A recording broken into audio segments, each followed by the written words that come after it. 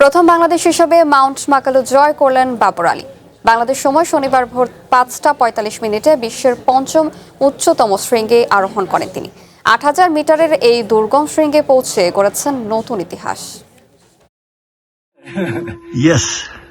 বাংলাদেশ সময় ভোর ৫টা ৪৫ মিনিট নেপালের মহালাঙ্গুর হিমালয়ে ৮,৪৮৫ মিটার উচ্চতায় মাউন্ট মাকালুর চূড়ায় দাঁড়িয়ে বাংলাদেশের লাল সবুজ পতাকা ওড়ালেন বাবর আলী। এটি এই শৃঙ্গে কোনো বাংলাদেশির প্রথম সফল আরোহণ।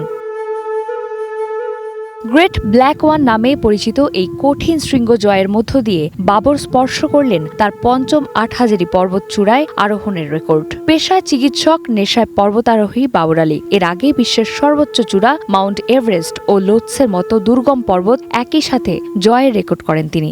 এরপর আরও দুটি ৮,০০০ পর্বত অন্নপূর্ণা ১ এবং মানাসলু জয় করেন বাংলাদেশি এই পর্বতারোহী।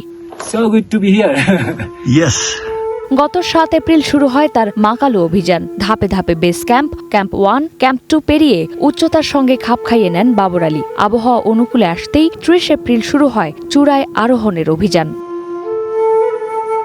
ক্যাম্প 3 থেকে মাঝরাতে যাত্রা শুরু করে টানা ১১০০ মিটারের কঠিন চড়াই উচ্চাই পেরিয়ে ভোরে পৌঁছান শিখরে। তার সঙ্গে ছিলেন শেরপা আংকামি।